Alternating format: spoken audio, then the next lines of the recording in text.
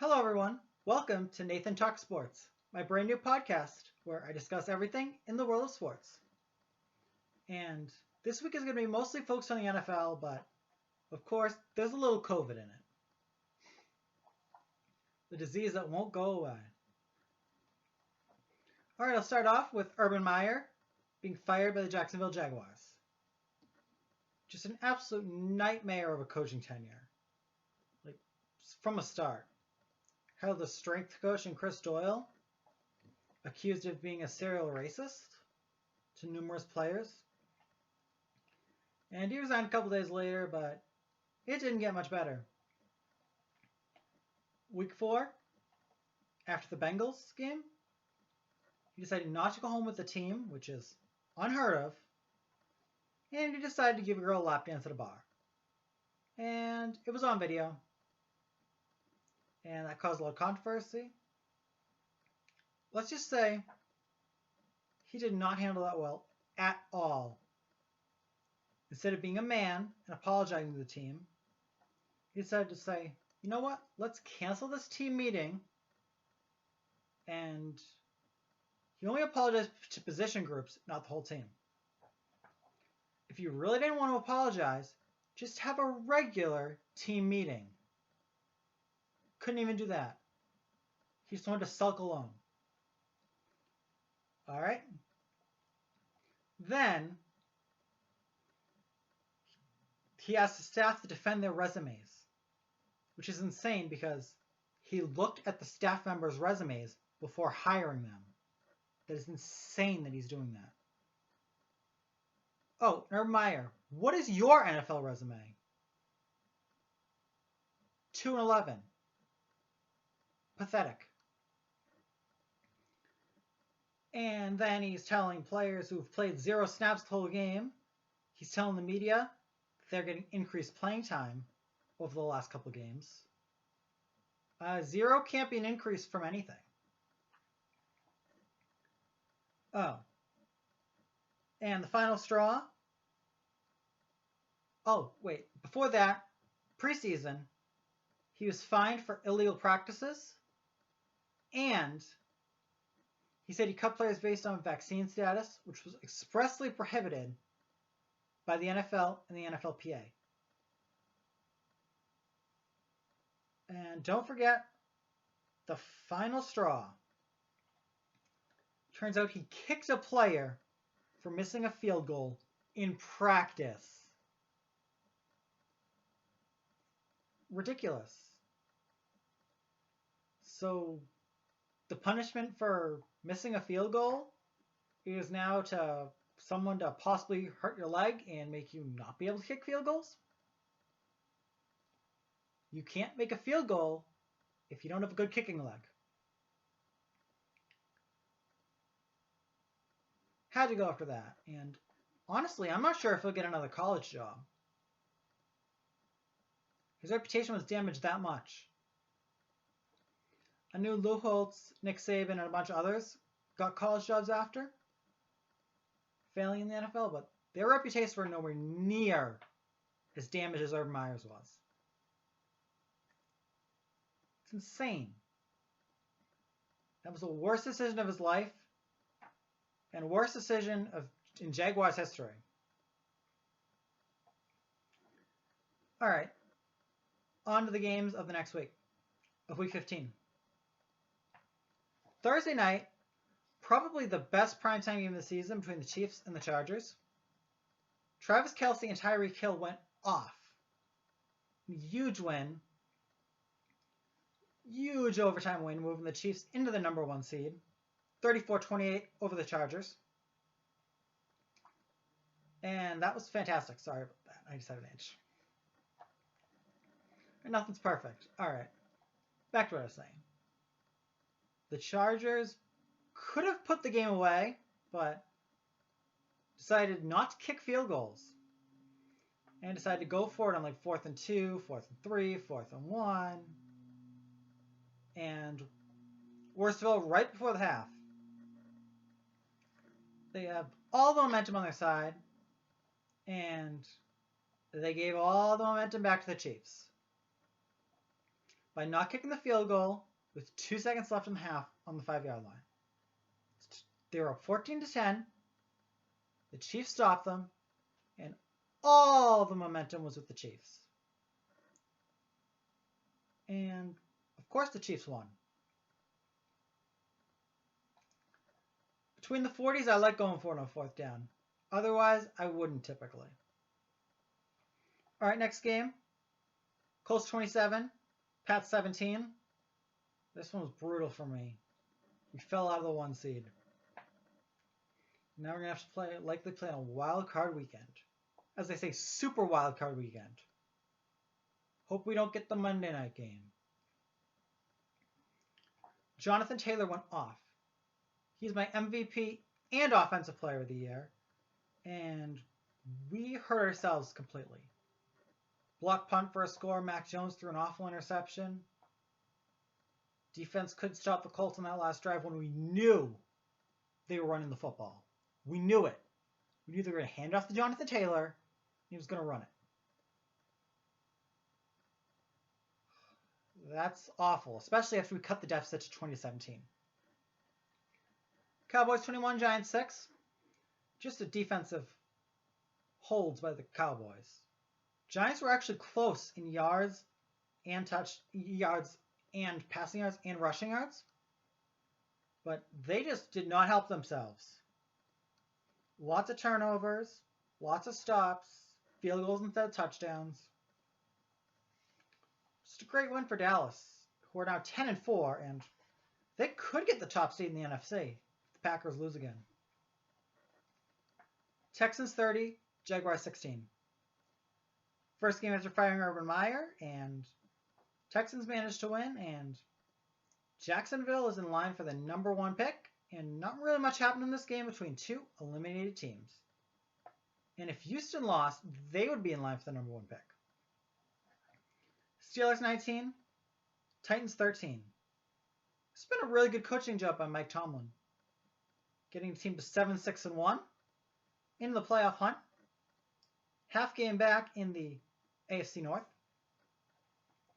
especially down 13-3. And they've come back with a great 4th quarter and great stop by Joe Hayden on 4th down. And Titans are not looking good lately. All right, Dolphins 31, Jets 24. Brian Flores done a hell of a job this year. Started out 1-7, and now they're 7-7. Red hot, and they got a real shot at the playoffs. It's crazy how underrated he is. I thought he was about to get fired after 1-7, but not anymore. They're still mathematically alive for the AFC East. Don't think they'll get it, and I really hope they don't, but they can. And the Jets are the Jets, blowing the big lead. Lions 30, Cardinals 12. This is one of the most shocking results of the season. Dan Campbell is the anti-Urban Meyer. Always positive, upbeat, players love him. And we're seeing improved results. Started 0-10-1, and they're 2-1 in their last 3. Jared Goff's been pretty good recently as well. And Cardinals are in huge trouble. I don't see them holding on in the NFC West. They're the last unbeaten in the NFL, cruising toward the 1 seed, and they fell apart. All right, Bills 31, Panthers 14. Bills still control their own destiny in the AFC East. And the Panthers are really struggling lately. Ever since they got Cam to be their quarterback, they fell apart. The demise of Cam Newton is really heartbreaking because he's always been one of my favorite players. And he's one of my favorite players since he was at Auburn. And don't think he can be an effective starter anymore. Bills start the 2-game slide.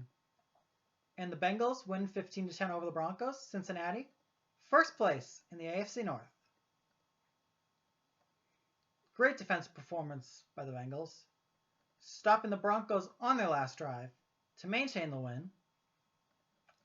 And one interesting play was a near double fumble. It was originally ruled a double fumble. Denver fumbled it, handed it to Cincinnati. Then Cincinnati almost fumbled it again, except he was down by contact. Could you imagine if the Broncos scored after that double fumble, if it stood? That would be in highlight reels for years. 49ers 31, Falcons 13. Bend, don't break was the 49er defense. Atlanta had 3 trips inside the 5 of San Francisco. Got just 3 points. Should have taken the field goal to go 31-16 down on the second time they were stopped inside the 5, but they went for the touchdown, but it was a bad decision, but not an awful decision. The real decision was they could not punch it in from the 5. Ridiculous. Falcons are basically done at 6-8. Even though they're only 1 game back, too many teams to jump, as we'll discuss later. All right.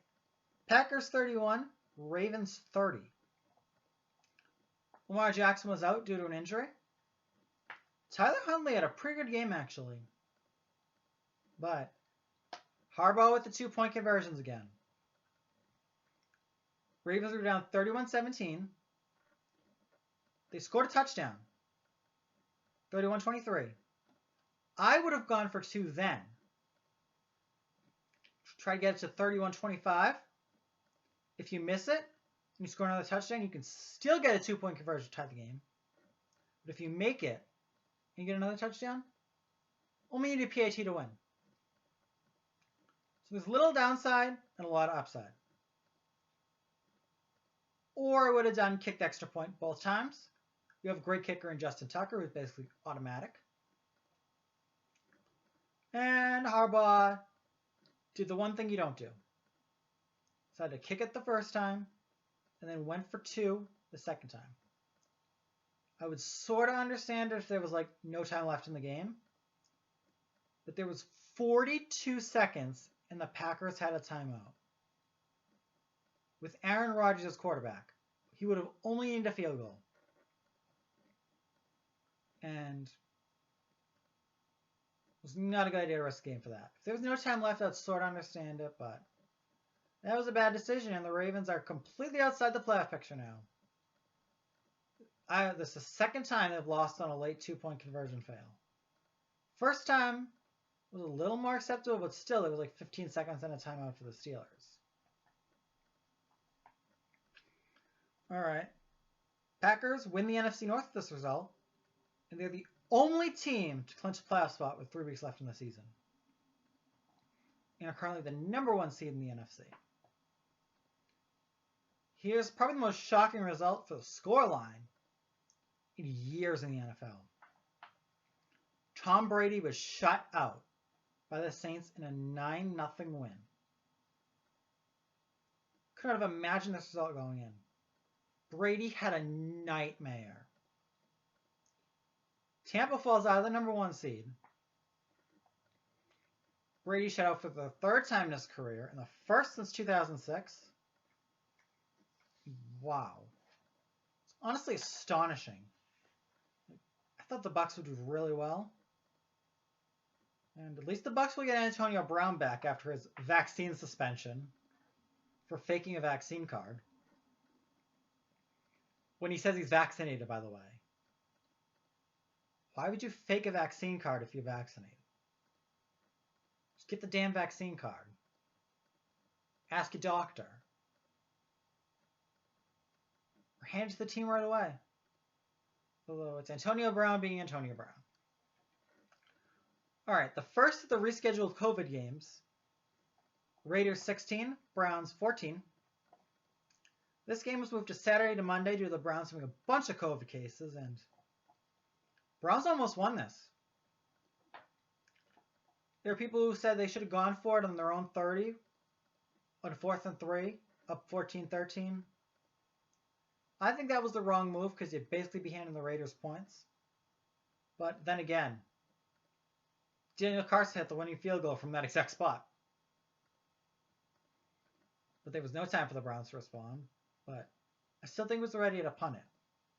Big win for the Raiders, who are still alive in a tumultuous season. Gruden was fired for racist emails with all sorts of ridiculous emails like insulting women and gay people and whatever else. Of course, Bruce Allen and the football team were involved in that. And Dan Snyder. But that's Washington. Just like the town. A dysfunctional mess. Again, then Damon Arnett was like waving like guns around and like that was only a week after Henry Ruggs tragically killed someone in a drunk driving accident. He was released by the team. And credit to the team, honestly, staying in it this long. And this is the regular scheduled Monday night game now between the Vikings and the Bears. Vikings bent but didn't break. And Kirk Cousins was 3-1 in his last 4 primetime games. He was awful on Monday Night Football the rest of his career, but he's learning now.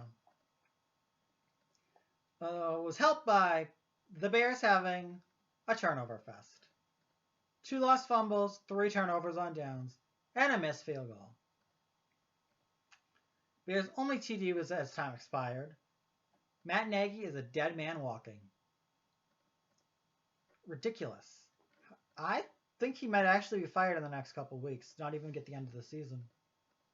Although Bears are officially eliminated, so maybe not. Let him coach and hire someone else. All right, now to the Tuesday games. Rams 20, Seahawks 10. Rams are starting to show flashes of their Super Bowl potential with an absolutely brilliant defensive performance. And the Seahawks, their nightmare continues. They will have their first losing season in a decade. And this could be the end for Pete Carroll and Russell Wilson. Although I'd lean toward both of them staying. Carroll would resign and not be fired, I'm sure. And the Eagles over the football team, 27-17. This one is the same time as the Rams Seahawks, so I didn't really see the Rams Seahawks. But great win for the Eagles.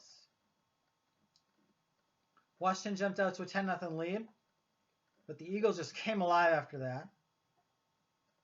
The Eagles are only down on a tiebreaker for the playoffs. Jalen Hurts breaks the Eagles' single-season quarterback rushing touchdown record with 10.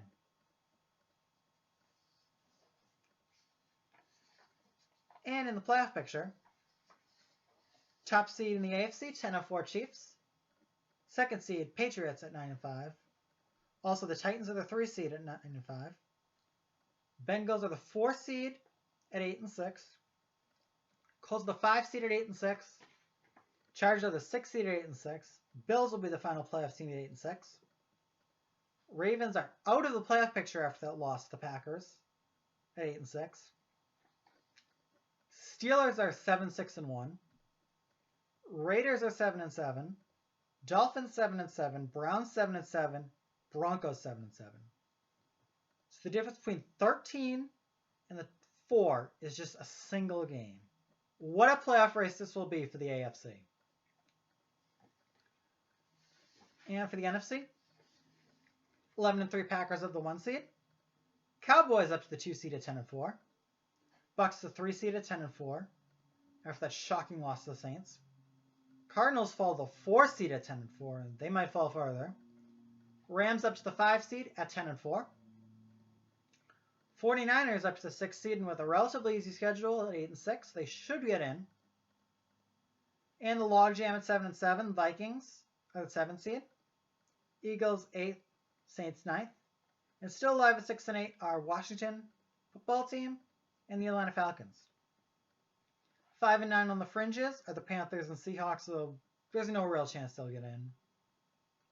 But still mathematically alive, so it's worth discussing. Now, on to Week 16. 49ers will beat the Titans to basically clinch postseason berth. Packers will beat the Browns to continue their rise to the 1 seed and basically eliminate the Browns. Definitely from a wild card, maybe they'll get an AFC North tiebreaker to go their way. Colts will win over the Cardinals to continue their slide, the Cardinals slide. And Jonathan Taylor will have another gigantic game to continue his MVP case. Eagles will beat the Giants to strengthen their playoff case. Rams will beat the Vikings to show the world that they could really make the Super Bowl, like I predicted at the beginning of the season, to win it.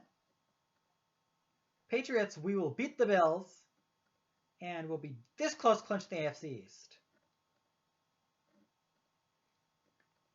And all we need is one Dolphins loss or tie, or one Patriots win or tie. And the Bucs will get it back on track against the hapless Panthers. And I really hope Cam doesn't play this game. It's going to be a nightmare. The Bucs are going to destroy the Panthers. Brady's going to be pissed.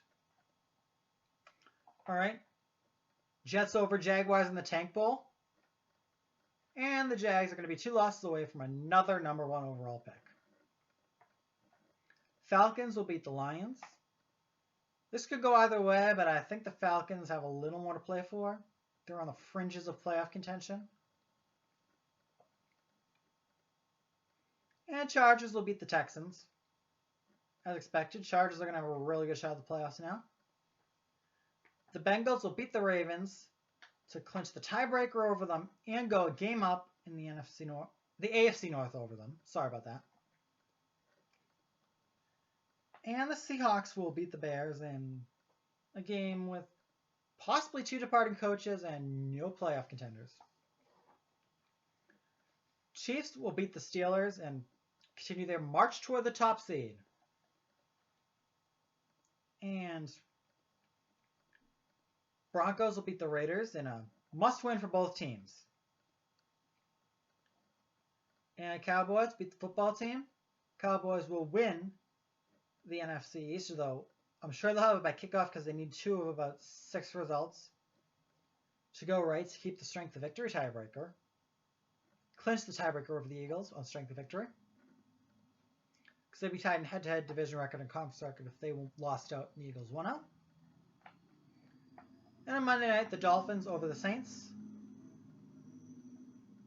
Dolphins will continue their fantastic turnaround, and Saints won't have enough offense to beat the Dolphins because Dolphins are just have the momentum. Saints have a very poor offense lately, but their defense played well. It's going to be close, but they won't have enough. Oh, COVID is back to affecting the world of sports. Here we go again. Numerous NBA and Premier League games have been postponed. College basketball games are resulting in postponements and forfeits. Yes, forfeits, which could severely affect the NCAA tournament picture. And as we've heard in the NFL, there have been over 140 positive COVID tests, way more than any other week during the whole pandemic. They're doing new protocols and everything just to continue the games being played, which is smart because this disease is less lethal but more transmissible than other COVID variants, so it's probably a smart idea. The NHL is taking a break from the 22nd to the 27th. Also, I've written an article on Medium.com about how the Premier League should redo their whole schedule and just postpone for 3 weeks, but they can't do more than that. I'll link that below along with the other social media links. Thank you for watching. Please follow me on all my social media, and both my personal and Nathan Talk Sports accounts. Thank you for watching. Have a great day.